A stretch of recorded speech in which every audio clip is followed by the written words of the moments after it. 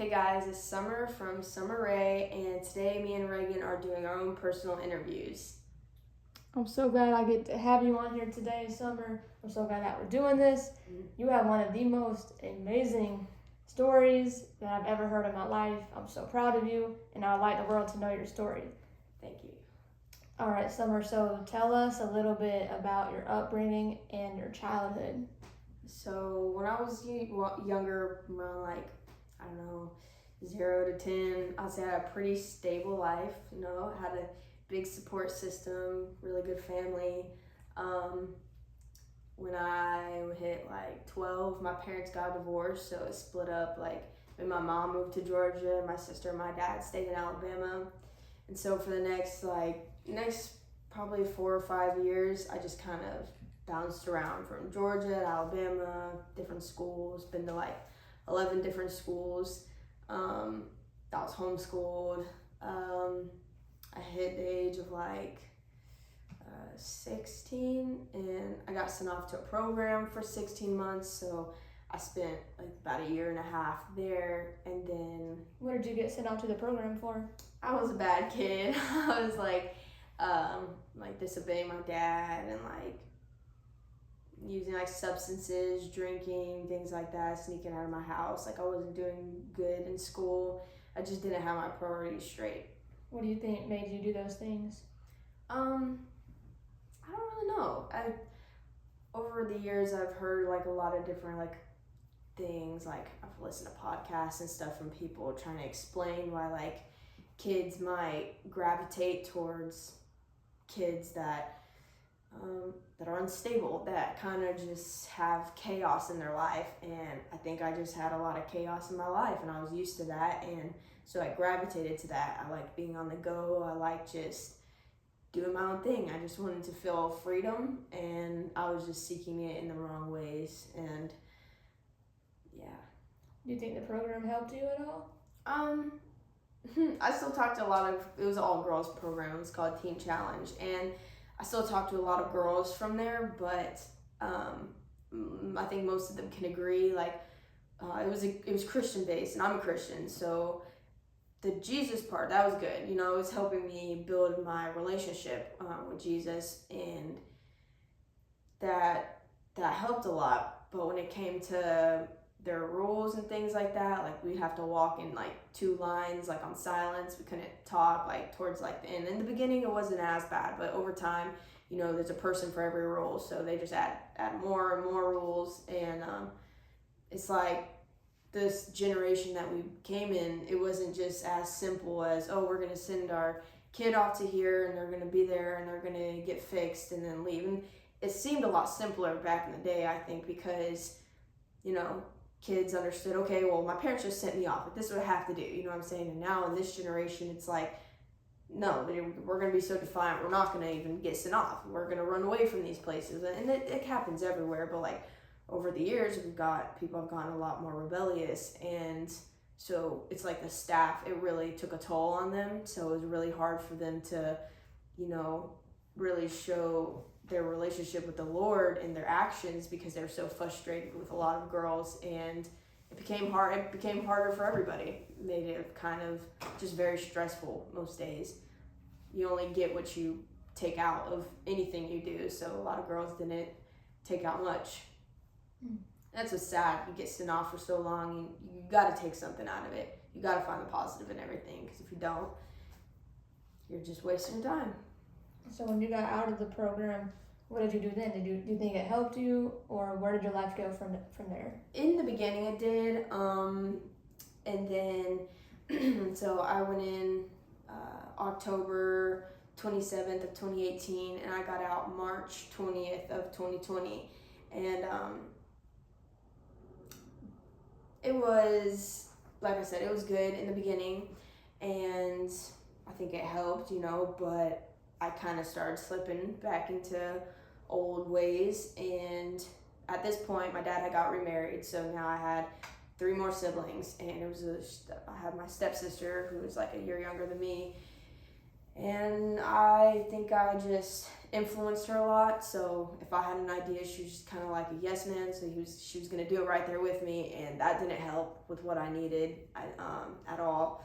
And so I kind of did good for a couple months, and then I went to go visit my mom, and we had a really bad falling out. And after that, when I came home, I just went down a real bad downward spiral, and it affected me mentally a lot, physically too, but mentally it just took a big toll on me. So I just wanted to fill that void that I had with other people, and I wanted to just get out of the whole family sense. I was just very hurt deeply, and so I just wanted to create my own family that wasn't gonna hurt me, and I did that in people and the wrong people. Mm-hmm. So I started working with a couple of people, and we started traveling around like the southwest of America, like fixing loads and things like that, like doing like renovation in them, I guess.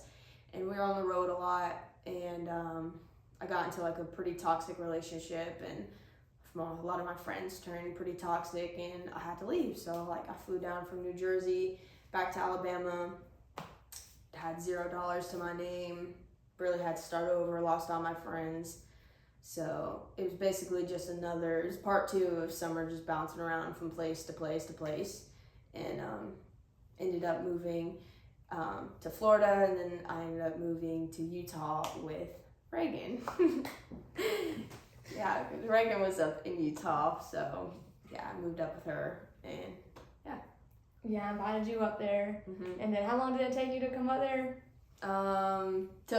It took me 2 days to drive up there. Yeah, I remember you drove in that Honda. Yeah, I drove pushing it. We arrived at like 3 a.m. Mm-hmm. I seen you outside.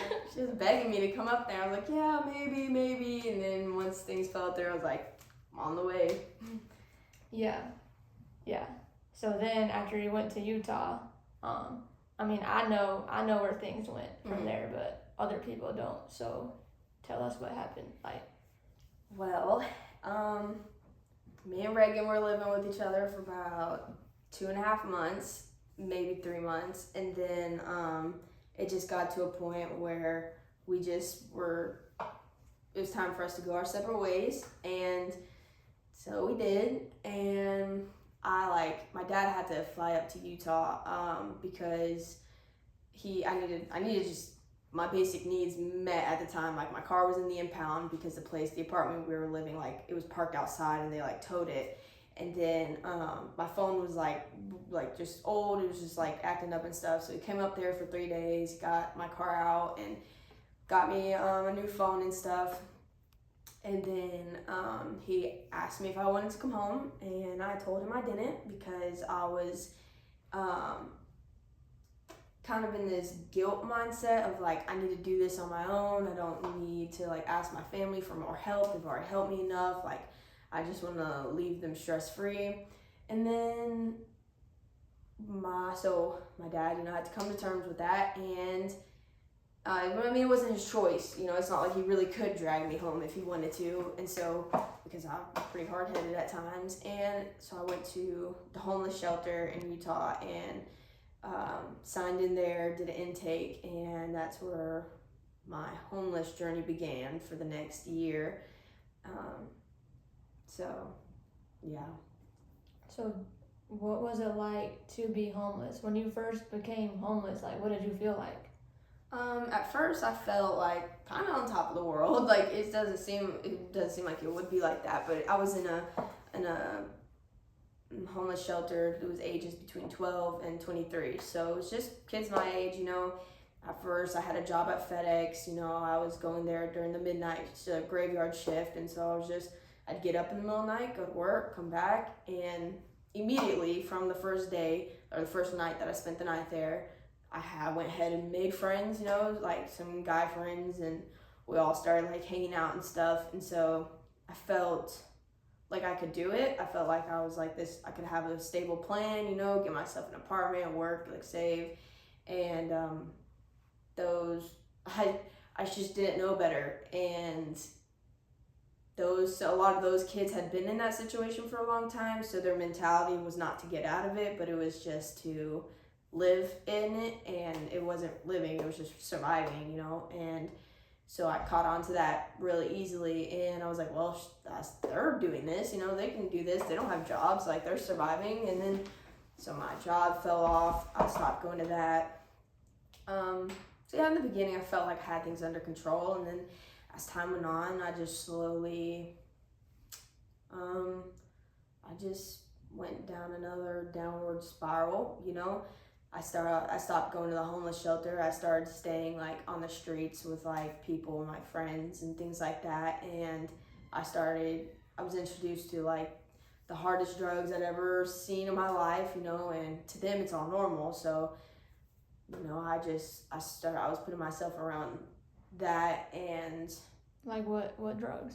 Heroin and meth, and like there's weed, things like that, but that's what's mainly out in Utah. And so I was getting myself involved with things like that, and it wasn't until like half the year that I was there that I started really like getting involved in that stuff. I lost a lot of good friends I thought were my good friends, and I guess this is when the turn started happening, where like I started to first feel like it was just a kind of thought in my back of my head. I was like, maybe I could go home. I was like, it wasn't that I could go home. I was like, I would think about my family, and I would think about like, oh, they probably miss me. And so I'd block that out because I didn't want to think about them hurting. I didn't want to think about me hurting them. I just was so focused on being hard-headed and doing it myself. And by the end of the year that I was there, I had already been arrested twice. I was in jail for a month and a half the second time. My friends ended up bailing me out. They went half and half and bailed me out that last time. And I went there, and I was staying at their house with them because they were like so nice enough to like let me stay there. And I did that night. I just left. I was so not used to being in a house. I didn't feel safe with a lot of people. I felt safer alone. So I left and then started back down the downward spiral. I went to the streets that I knew and the people that I knew, and I continued to use and like not be sober and just destroy myself piece by piece and put myself in situations that I didn't need to be in. And yeah. So what did you get arrested for? I got arrested I felt like I was in a bad situation, and I ended up taking somebody's car, and I left the situation, and the car was stolen. So when I called the police because I talked to this lady, I asked for like gas money, and I didn't know she was like a DHR lady or something. So she told me, she's like, well, you're gonna call the police or I have to. And I felt like it would be better if it came from me, like, because I thought I was in a really bad situation, which I was. And the cops came and they ended up arresting me because I was the only one like near the car and things like that. How long were you locked up for? For the first time, I was only in jail for 5 days, and then I was released on pretrial, and then I didn't go to my court date. So then when they arrested me on my when they arrested me on my warrants, then I was in there for like 45 days. 45 days. Do you think that experience affected you at all? It did. I mean, I was sober. It was hard, but like I figured out some things. I was alone by myself. Like I was in Max for a long time because that's where quarantine was. I didn't have a cellie, and that's when I figured out my like self-love for the first time. I actually like looked in the mirror and told myself like I had enough time to really gather my thoughts, and I told myself I love you, and I made a promise to myself to do better. And I had a lot of good people in jail with me, and I mean it's just jail, you know what I'm saying? But at the same time, like I had a bed to sleep in, I was getting fed every day, I was gaining weight, I was doing little workouts, reading books and stuff. So I don't have a negative view on it. Yeah, some COs can be a pain in the butt, but it is what it is. I put myself there and I made the best out of it that I could. And then when I was released, I was sober for 2 weeks. I got put into like a group home with some girls, not like a group home you'd think of, but it was like I did an interview, and they have like small rooms. They have like 10 rooms for certain girls, and if you get accepted, you can come stay there. And I did, and then I stopped going to that too. I just kept getting pulled out to the streets, and it was very toxic for my life. Yeah. And so, then when did you decide to get out of that lifestyle? It was it was like the week in January, February, March, April. It was like a week in the beginning weeks of April. I just casually had a phone. I texted my friend or my cousin, and I just kind of told her, I was like, yeah, I think I'm ready to come home. I was like, all my friends are stealing my stuff. Like, no one has my best interest out for me. I'm literally sleeping in the cold outside. Like that morning before, I had put myself into a detox center, and I was supposed to stay there for 2 weeks, and then I could go back to that little group home for the girls. And I left the same day because the next day because I started detoxing, and I was just coming down bad, and I was just freaking out, and I left, and it starts literally raining. It's pouring rain. It's icy cold. And literally get a ride from some random person to take me up a couple blocks, and then get a ride from another person to take me up a couple blocks, like this nice lady. And by the time the next night rolled around, man, I was just so exhausted, and I was just chilling with this other homeless person just right next to me. He's asleep, and I'm like sitting here with my stuff on this curb, and I'm just like, I was just so exhausted. And I was like, if my family knew what it looked like right now for me, they would just die. Like, it would literally break them. And so I just casually texted that to her, and she's like, are you being serious? And I was like, kind of, yeah. And she's like, if you're being serious, I'll get you on a plane. And I have an amazing family. And 3 days later, she flew up to Utah, and then I got on a flight with her, and we went home to Orlando. And then my stepmom came to pick me up, and I stopped. I knew when I went home that I wasn't going to be using anymore. Like, I knew I wanted to be sober, and yeah, that was a turning point for me. So how has your life been since you've been home? Since I've been home, it's been rocky, I met my boyfriend, Jalen, and he's definitely been my rock this whole time for me to, like, get me through literally everything. I know it's because of me that I've gotten through these things, but, like, with the support system I have, it has helped me tremendously. And, like, when I was living with my family, then I had to leave. My sister was pregnant, and I was still on the fence about gateway drugs, which is alcohol and weed, and I was still trying to juggle with those. And I got kicked out, moved farther out of Dothan, and it's just been, I think it's been uphill since then, for sure. I've been sober since September, and from everything, and I don't even vape and stuff anymore, and it's definitely been uphill. But it's been a hard journey, It's not easy, but it's easier than you would have thought. Honestly, at the end of the day, if you have motivation and the will to succeed, then you're gonna succeed. No matter any obstacle that comes in your way, it doesn't matter. Like, doesn't matter how big it is. It doesn't matter. Like, you can get over anything. Like, even I see rock climbers, bro, climbing up mountains that literally look impossible, and they're doing it. There's a will, there's a way, It's been a hard journey, but at the end of the day, like, I'm living the best life I've ever lived. I'm more free than I've ever felt before, like, more free. Words don't even explain, I've, like, worked on a lot of my relationships, and now, and let me just tell you, like, I know my story is definitely, it's not for the faint of heart, but I'm not ashamed of it, because it's what made me today. And now I can, like, my goal is to go out and share my story to other people, because I know other people have been there, and I just want to help other people. I like write music and things like that, and I want to help people through my music. If somebody could be using drugs and they're listening to my song one day and it just, like, resonates with them, like, man, I don't want to die, like, maybe that could save that person from an overdose, or just putting themselves in a bad situation. Or if I public speak, maybe I could help 2-3 people in a crowd of 100 or 1,000. That's good enough for me. So where do you see yourself at in 5 years from now? 5 years, definitely not working at Best Buy. Definitely having my own car, my house. Definitely see myself being married to Jalen and having kids and having a couple albums out. I'm writing a book right now, so my book will be published, and I just see myself very happy. I just see myself at peace like I am right now, and I just see an abundance of life, more life than I could have ever thought I could have had. Yeah. So what would be your best advice to someone who's been through the same struggles as you? My best advice would be, at the end of the day,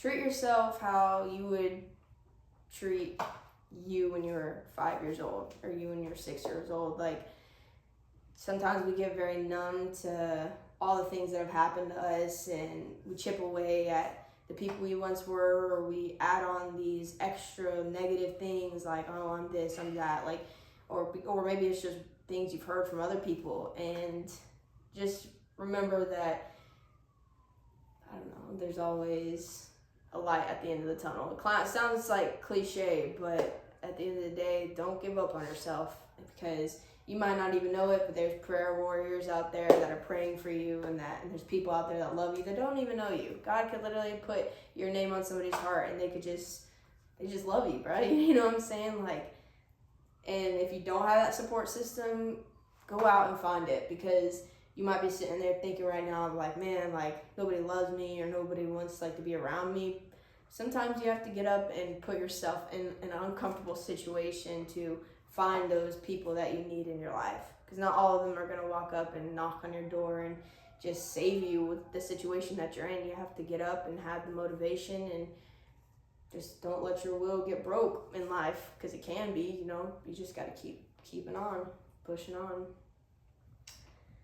Oh, that's a beautiful story. I'm so proud of you. I'm so proud of you.